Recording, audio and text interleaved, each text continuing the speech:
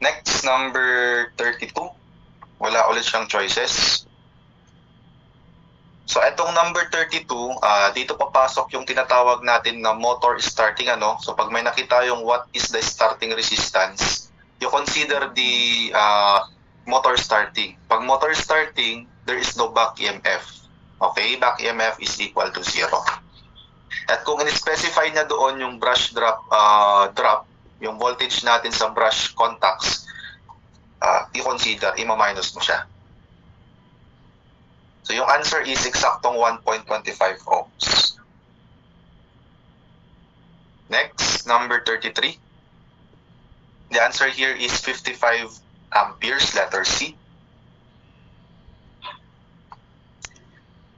Next, number 34. The answer here is letter A, 82.4%. Screenshot nyo na lang siya ng mabilis, then i-present ko later mamaya yung by 2 pages. Number 35. So, ang maximum power natin can be calculated when the back EMF is equal to the source voltage divided by 2, the terminal or the source voltage over 2. Kalahati. Okay. Number 36, letter C, ang sagot natin. Number 37, that is letter B. Number 38, yun pa rin, starting resistance. This is 1.9 ohms. Yan yung sagot, Eksaktong-eksakto yan. Next, number 39, letter B. So, yung 39, ang rotation ng series motor natin can be reversed by interchanging the field terminals or pwede rin yung armature winding. Pwede mo rin siyang interchange. Yung series motor yung tinatanong dyan. Okay, 40, mga objective. 40 is letter D. 41 is letter A. Those are self-explanatory using your formulas.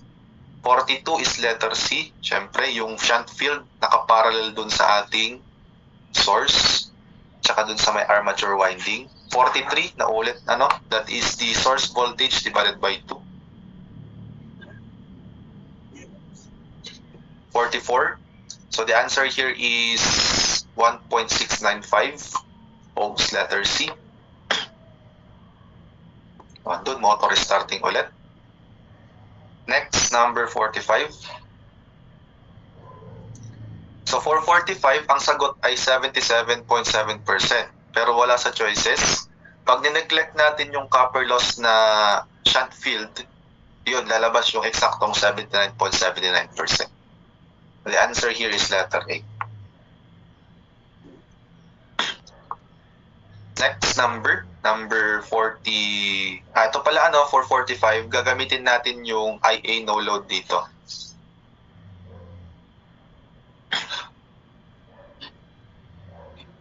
Wait lang. The motor takes a current. IM pala dapat yung given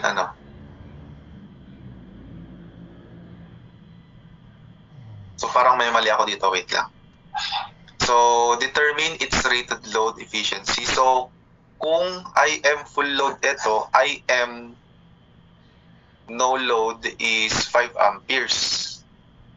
So, mali ako dito. Hindi dapat to IA no load yung 5 amperes. So, bali ang IA no load natin. So, paano ba ulit hanapin yung IA no load? That is, ito siya, IM minus ISH. So, IM 5 amperes minus ISH. So, yung ISH natin is 250 over 250. So, 1 ampere. Tama? So, this is 4 amperes. Okay, double check ko lang Nagkamali pala ako dito. So, this is 4 amperes. So, take 4 amperes. So, mamamali yung stray losses. Yun lang naman yung magbabago. So, 250 times 4 times 4 squared times 250 times 4 minus 4 squared times 0.5. 992. So, liliit. 992 watts. So, same pa rin dito. So, ang magbabago lang dito is yung stray. Ito. Should be 992. Check natin. Baka yun yung mali ko dito. So, we have here 10 times 746 over 10 times 746 plus 651.605 plus 250 plus 992. Okay yun. So, hindi siya ine-neglect. So, talagang yung sagot ay 79. At least nakita ko din yung mali ko. So, 79.76%.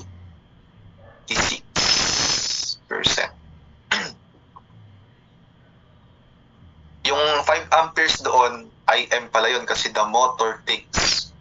Yung una kong kinonsider is IA no load. Hindi pala pwede yun kasi IA is IM minus your shot field current. Okay, number 46. So that is letter A. Number 47. So that is letter A also.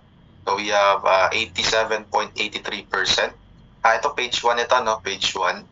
Medyo mahaba yung 47 kasi two-way yung ating machine. Ginamit siya as a motor and ginamit din siya as a generator. So pag ang tinatanong is the efficiency used as a generator, una is hanapin nyo muna yung kanyang constant losses used kapag ginamit siya as a motor. So ito yung ating constant loss or the core loss. Then when used as a generator, ito naman siya.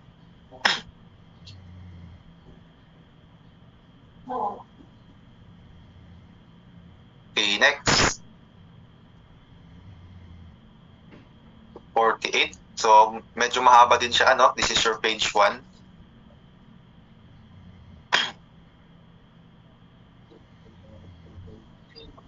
And this is your page 2. So, ang sagot dyan ay letter B. Yung sagot doon sa kanina ay letter A. So, dito naman letter B for 48. Yan, page 2. We need to calculate the electrical losses para mahanap yung kanyang efficiency. Okay, next number.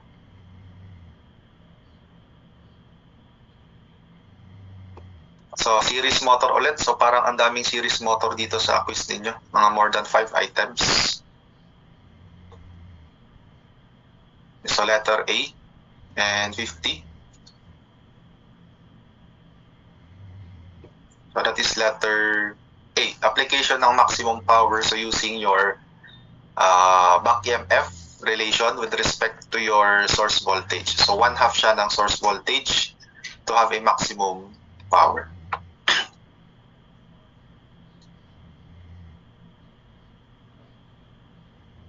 Okay, so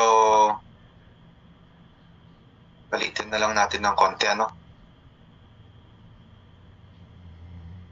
Kasi hindi makita. Okay, try natin kung ka-50. Hindi rin. Masyado nang maliit. Ito na lang siguro, ano? Basta yung mga nasa baba na solution, medyo makakat lang siya na konti. The first page are 1 to 4.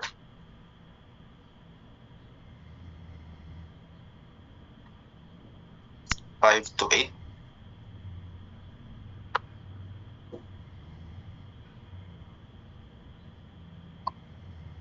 9 to 13. So pag mga walang choices, yung mga naka-highlight ng yellow yung sagot natin. Next.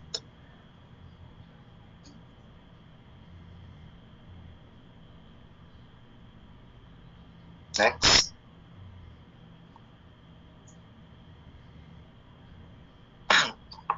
Okay, next page. Number 23.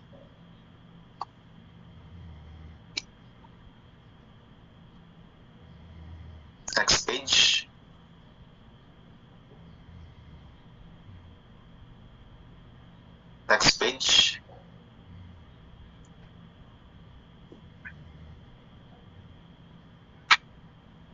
Next one.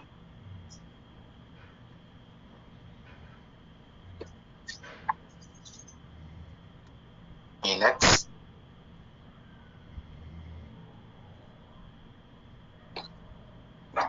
So ito yung medyo mahaba kanina, no?